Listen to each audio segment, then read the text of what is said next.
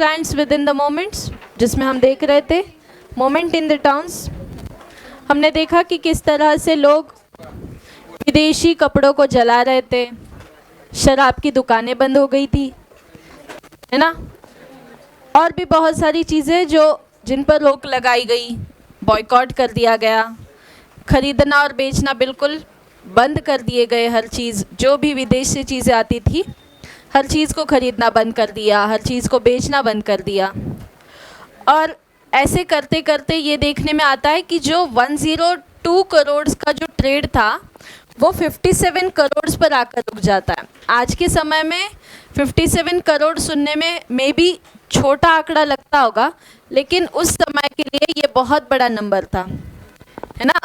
आप इमेजिन करो, जब लोगों की सैलरी 2 रुपये, 5 रुपये, 10 रुपये हुआ करती थी, उन लोगों के लिए 57 करोड़ ये नंबर कितना बड़ा हो सकता है। तो इतने पैसे, अब उस समय ऐसा था कि चीज़ें महंगी भी नहीं हुआ करती थी इतनी, है ना।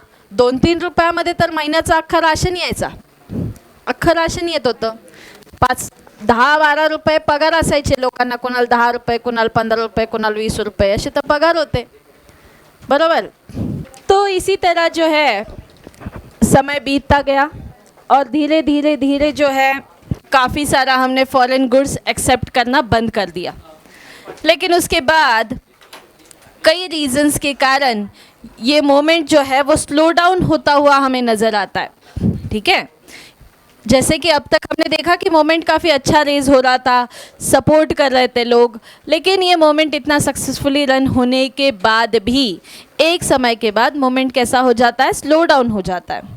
इसमें हम देख सकते हैं कि खादी क्लोथ जो थे, इसके कुछ रीजंस खास तौर पर, जैसे खादी क्लोथ जो थे वो एक्सपेंसिव हुआ करते थे मिल क्लोथ्स के कंपैरिजन में, क्योंकि मिल क्लोथ यानी क्या, ये कंपनी में बनते हैं, है ना, मशीन प्रोडक्शन है, तो कम समय में ज़्यादा प्रोडक्टिविटी मिलती थी। और यहाँ खादी क्लोथ्स जो है ये चरखे पर बनाए जाते थे, चरखा ना बराबर, चरखे पर बनाए जाते थे, उसको बनाने में बहुत लंबा समय लगता था। साथ ही साथ ये इसकी प्रोडक्टिविटी कम थी, एक्सपेंसिव ज़्यादा थे। तो इसी कारण जो थे लोगों का ज़्यादा, अब आज के समय में तो कपड़ों का इतना प्रोडक्शन है और इतना यूज़ भी है, उतनी खरीदी भी है। पहले के समय में लोगों के पास इतने ज़्यादा कपड़े अवेलेबल नहीं होते थे, इतना यूज़ भी नहीं था और ज़्यादा से ज़्यादा लोग खरीदते भी नहीं थे। जितनी ज़रूरत होती थी उतना ही कपड़ा खरीदते थे, क्योंकि ज़्यादा मार्केट्स नहीं अवेलेबल थे, और थे भी तो इतना पैसा नहीं था लोगों के पास।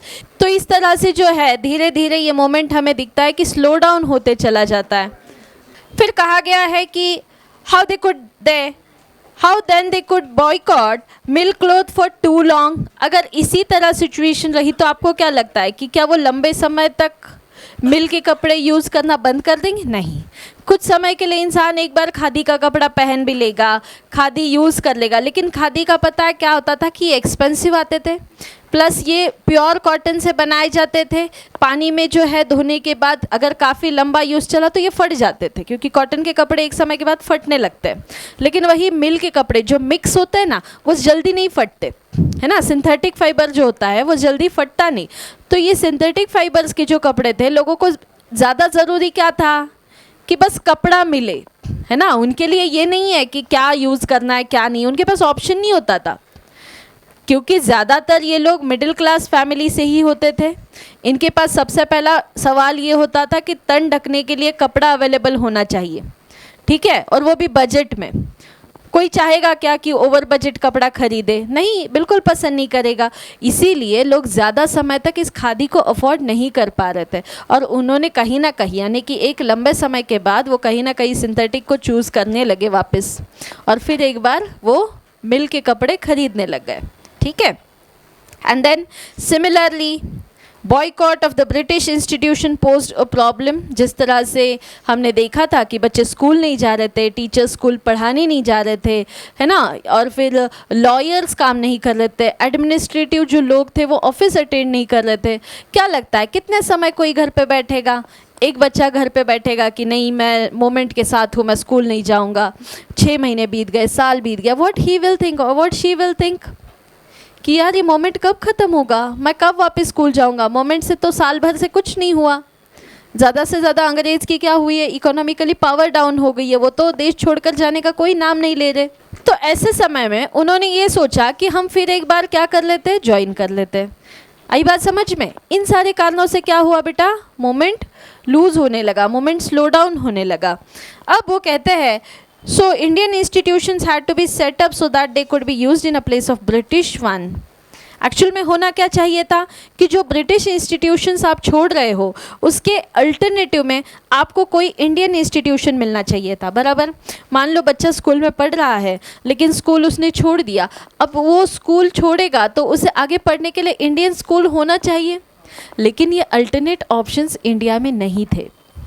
ओके फिर भी बहुत सारे लोगों ने सपोर्ट करते हुए इन बातों को माना, स्कूल छोड़ी, ऑफिस छोड़े, अपना काम छोड़ा, लेकिन उन्हें अल्टरनेट कोई ऑप्शन मिला आगे नहीं। इंडिया में नौकरी मिली उनको कहीं एडमिनिस्ट्रेशन में नहीं, क्योंकि सरकार उनकी थी। बच्चे को पढ़ने के लिए इंडियन स्कूल मिले नहीं मिले, और फिर क्या हुआ, ना इलाज है ना कोई। अब so these were the main reasons जिसके कारण मोमेंट स्लो डाउन हो गया। And then so students and teacher begin trickling back to the government, और इसी अनेक रीजंस के कारण बच्चे फिर एक बार गवर्नमेंट स्कूल्स में जाने लगे, जो एडमिनिस्ट्रेटिव ऑफिसर्स थे वो काम करने लगे वापस आकर। And the back to the government school and lawyers joined back in their government courts. After that, a rebellion in the countryside. From the cities, the non-cooperation movement spread to the countryside. It drove into its fold the struggles of peasants and tribals, which were developing in parts of India in the years after the war. In Awadh का एक बड़ा moment आपको देखने के लिए मिलता है। Awadh peasant moment के ऊपर हर साल कोई ना कोई क्वेश्चन ज़रूर आता है, ठीक है। इसमें एक नाम है बाबा रामचंद्र, इनके ऊपर हमेशा क्वेश्चन आता है। कौन सा नाम आएगा, बाबा रामचंद्र। तो ये हमेशा करके जाना है, जब भी बोर्ड के एग्जाम में कई बार पूछा गया है अवध पीजेंट्स के लिए क्वेश्चन, ठीक है। क्या कहा है देखिए, in Awadh peasants were lead by Baba Ramchandra. Baba Ramchandra एक सन्यासी थे एक्चुअली, है ना, who had earlier been to Fiji as an intended labourer. The movement was an against talukdar and landlords. ये मूवमेंट ब्रिटिश के खिलाफ नहीं था डायरेक्टली, ये मूवमेंट उन लोगों के खिलाफ था जो उन लोगों से टैक्स वसूलते थे।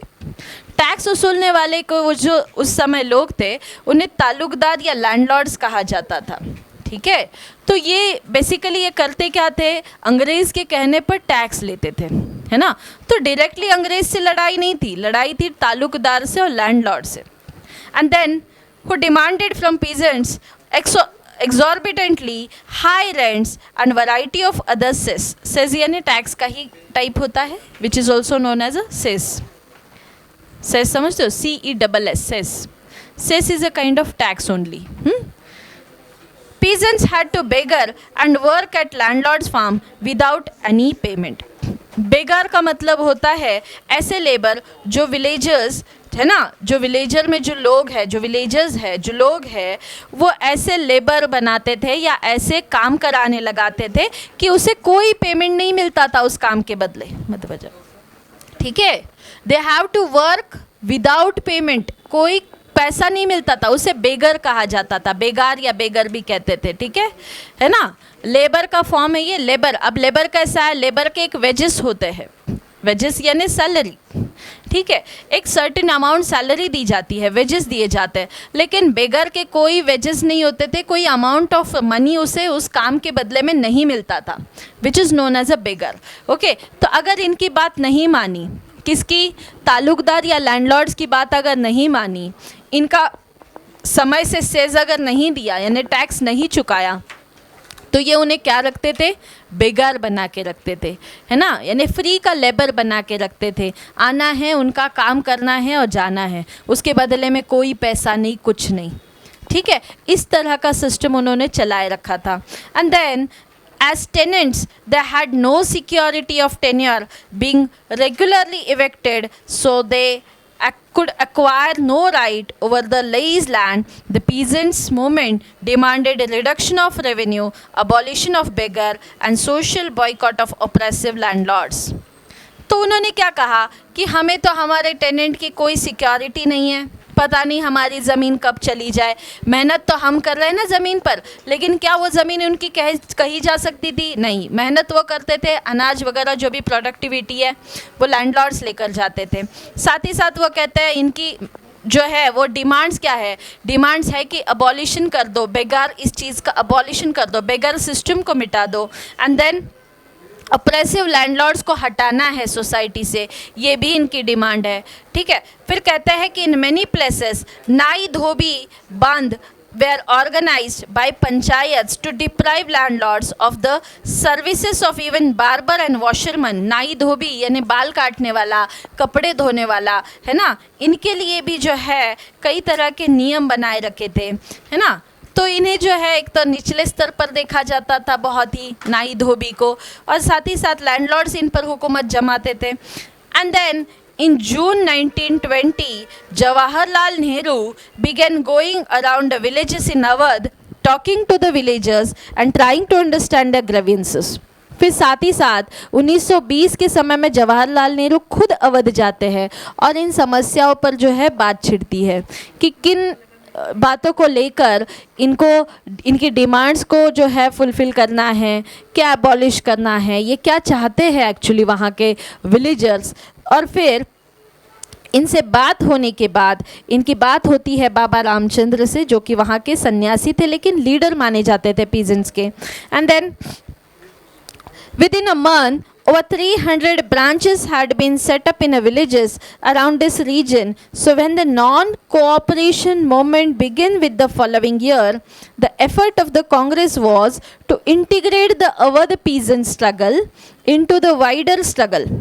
तो इस पीजेंट मोमेंट के साथ कहते हैं, and then as the movement spread in 1921 the houses of talukdar and merchants were attack, bazaars were looted. अब देखो, कोई भी चीज़ के लिए जब मोमेंट शुरू होता है तो बड़ा शांति से शुरू होता है, लेकिन धीरे धीरे लोग जो है एग्रेसिव फॉर्म में आ जाते हैं, और हो सकता है कि उनके डिमांड्स को मानने के लिए मना कर दिया हो या उनकी बात सुनने के लिए मना कर दी हो।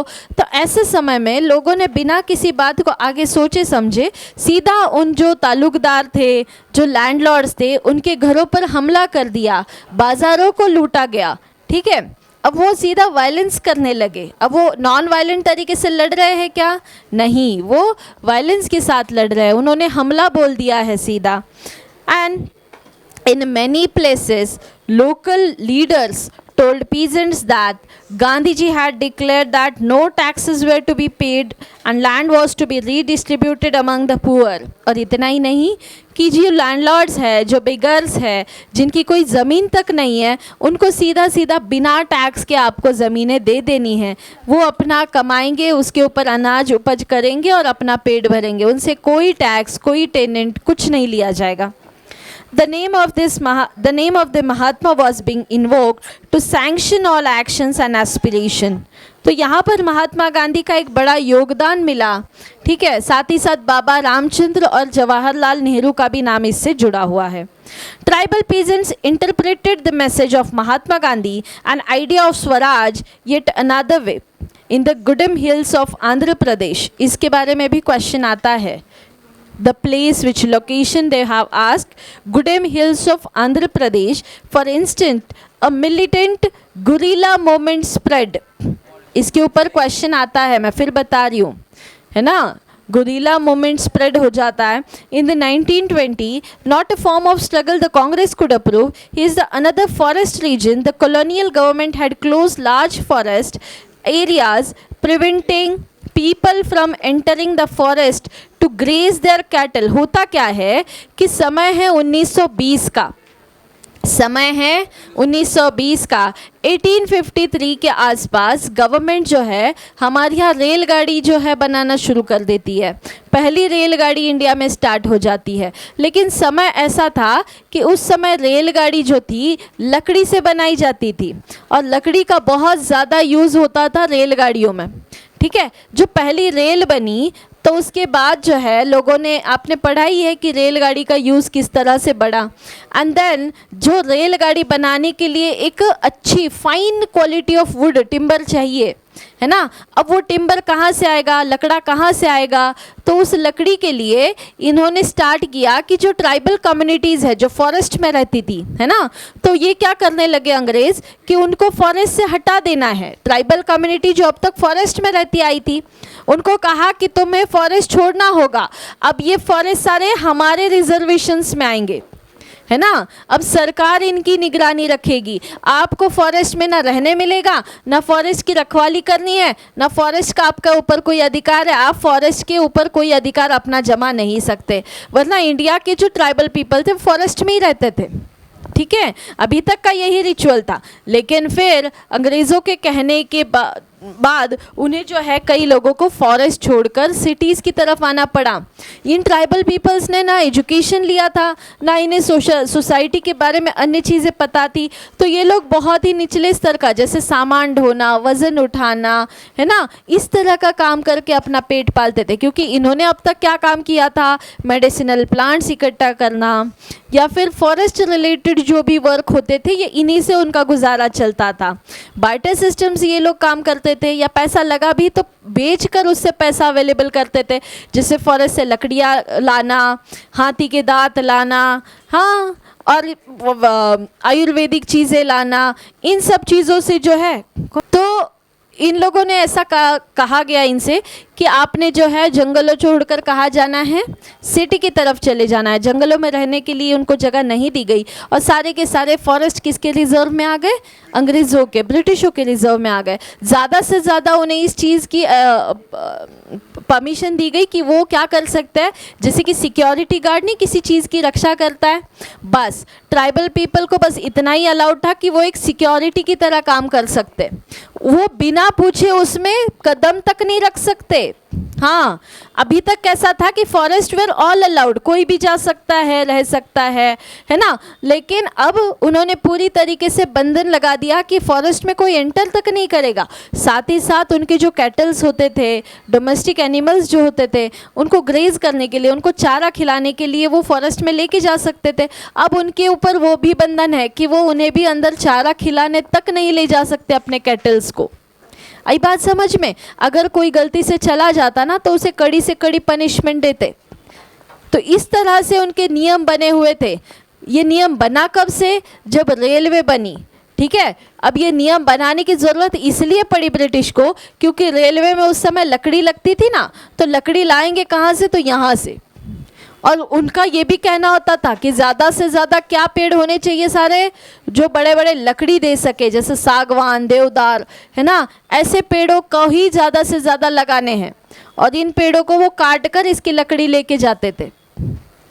आई बात समझ में? तो इस तरह से एक अच्छे फॉरेस्ट को ये जो है एक जंगलों को हटाकर अपने रिजर्व में लाने की कोशिश करने लगे। तो यहाँ पर इसी तरह आंध्र प्रदेश में एक गुडेम हिल्स जगह है। क्या नाम है जगह का? गुडेम हिल्स। यहाँ पर इन लोगों ने गोरिल्ला मूवमेंट स्टार्ट किया 1920 में, लेकिन not a form of the struggle that the Congress could approve. लेकिन इस स्ट्रगल को, इस मूवमेंट को कांग्रेस अप्रूवल देने के लिए तैयार नहीं थी। Here is in other forest regions the colonial government had closed large forest areas preventing people from entering the forest to graze their cattle और to collect fuel wood and fruits.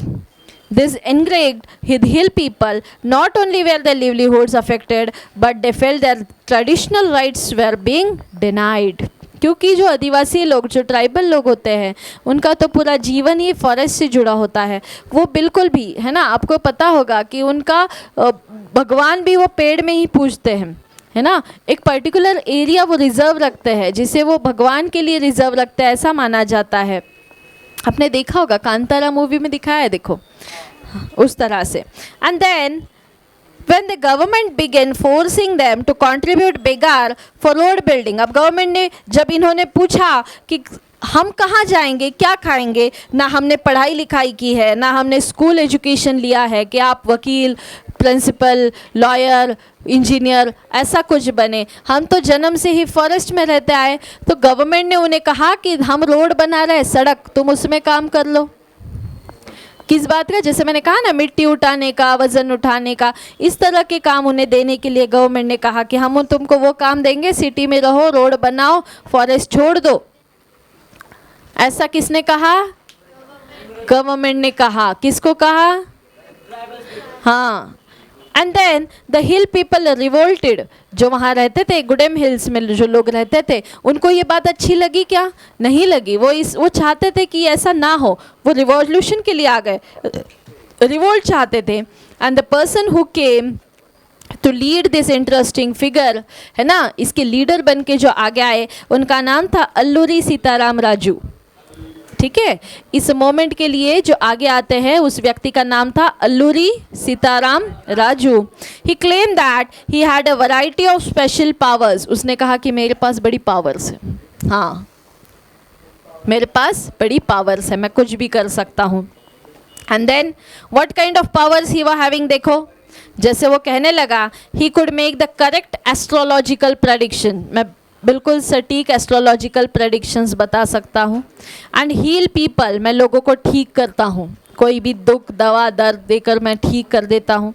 And then he also committed that कि he could survive even bullet shots, मुझे गोली से भी कोई खतरा नहीं, मैं बुलेट शॉट से भी सर्वाइव कर जाऊंगा। ये किसका कहना है? अल्लूरी सीताराम राजू का कहना है। He says captivated by Raju the rebels proclaim that he was an incarnation of God, वो कोई और नहीं भगवान का अवतार है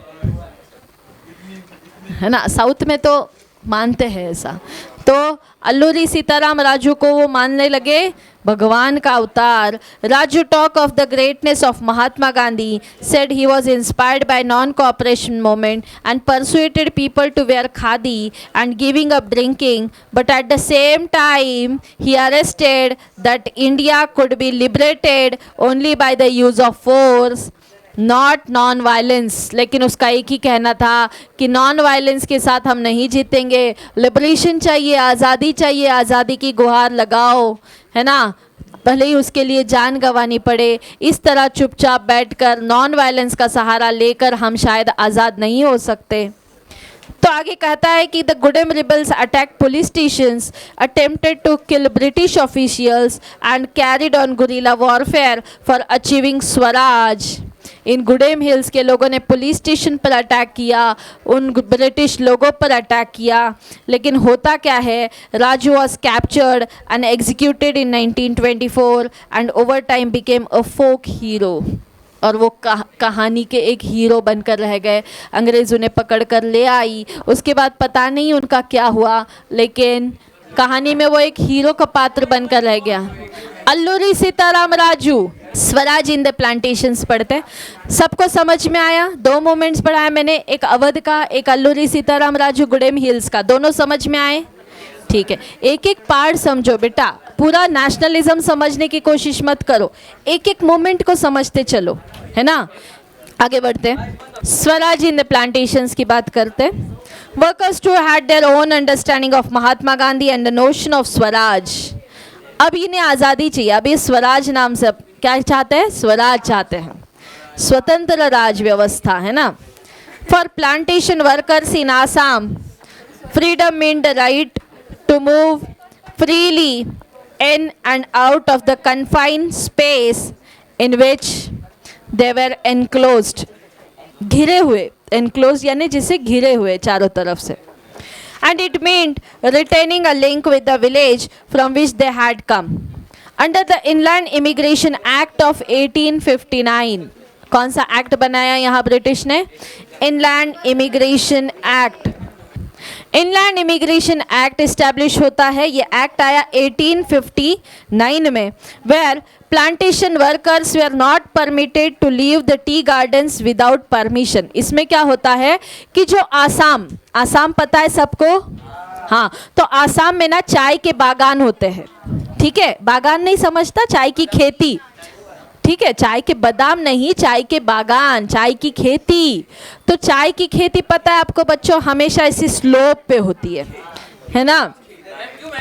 उसका ऐसा होता है, चाय की खेती हमेशा इसी स्लोप पे बनाते हैं। उसका रीज़न ऐसा है कि चाय को जो है कम पानी लगता है, ज़्यादा नहीं लगता, लेकिन पानी चाहिए ही चाहिए, ठीक है। लेकिन इससे क्या होता है, अगर हम उसको प्लेन ज़मीन पर उगाएंगे तो पानी ज़्यादा एब्जॉर्ब होगा और इससे चाय खराब होती है। तो स्लोप में होने से एक्स्ट्रा वाटर जो है वो बह जाता है और जितना ज़रूरी है प्लांटेशन के लिए उतना ही एब्जॉर्प्शन होता है, जिससे चाय की खेती खराब नहीं होती। इसलिए तो क्या हुआ ना, एक समय कि अंग्रेज़ों ने एक कानून बनाया। वो कानून का नाम था इनलैंड इमिग्रेशन एक्ट। क्या बेटा, पढ़ ले फिर। कानून का नाम था इनलैंड इमिग्रेशन एक्ट। उसमें होता ये है कि जो भी व्यक्ति आसाम में या फिर जो भी व्यक्ति चाय के बागानों में काम करने के लिए आता था ना, उसको ब्रिटिश जाने नहीं देती थी वापस। यानी कि एक बार आपने अगर चाय की खेती में मजदूरी करने के लिए आ गए तो आपको एक बॉन्ड हो जाता था कि आपने इतने साल काम करना है, ठीक है। अगर उससे पहले आपने जाने की कोशिश की तो आपके साथ वो बहुत बुरा सलूक करते थे। अगर व्यक्ति वहाँ से भाग गया उसको वापस पकड़ के लाते थे, उसकी पगार नहीं देते थे, और वहाँ काम करना इतना आसान भी नहीं था, बहुत काम करा के लिया जाता था। तो लोग परेशान होकर अगर भागना चाहते तो वहाँ से भी उन्हें वापस पकड़ के लाया जाता, पैसे भी नहीं मिलते थे काम के। तो ऐसा ये कानून बन गया था। चाय के बागानों में काम करने वाले लोग इससे परेशान हो गए थे। ऐसा इस एक्ट का नाम है, इनलैंड इमिग्रेशन एक्ट। क्या नाम है? हाँ, क्या कहा है देखो, अंडर दिस एक्ट, हाँ सुनो अभी, इस एक्ट के तहत प्लांटेशन वर्कर को अलाउड नहीं था कि वो चाय की बागानों को छोड़कर चले जाए विदाउट परमिशन। अब आप कहोगे परमिशन लेके जाना चाहिए, परमिशन देते ही नहीं थे जाने की। पूछने को जाओ, जाओ क्या नहीं जाना, जाओ क्या नहीं जाना है, तो लोग भाग जाते थे। भाग के गए तो पकड़ के लाते थे, मारते थे, वापस काम करने को लगाते थे। And then they believed that Gandhiji was coming to everyone would be given land in their own villages. They however never reached their destination. Please, जो लोग गांव छोड़ के या इस तरह का काम छोड़कर भाग जाते थे उन्हें अपने गांव नहीं जाने दिया जाता था, बीच से ही पकड़ के लाते थे। कोई भी खबर कर देता था, अरे ये भाग गया, उसको पकड़ के लाते थे, मारते थे, पीटते थे, वही काम लगाने। And then they stranded on the way by a railway or a steamer strike, they were caught by the police and brutally beaten up, और मरने तक उन्हें मारा जाता था। उसके बाद the vision of these moments were not defined by the Congress program. They interpreted them Swaraj in their own, imagining it to be the time when all suffering and troubles, and then they interpreted the term Swaraj in their own ways, imagining it to be a time when all suffering and trouble would be over. Yet when the tribals chanted Gandhiji's name and raised slogan demanding Swatantra Bharat, इनका slogan था, and they were also emotionally relating all the India agitation when they acted in the name of Mahatma Gandhi or linked with the moment at Congress. They were identifying within a moment which beyond limits or immediate locality. अब जो next है वो है Chauri Chaura. Next lecture में आपको चौरी चौरा के बारे में पढ़ाएंगे। आज के 3 मेजर मोमेंट्स याद रखने हैं, ठीक है? रहेंगे याद? ठीक है।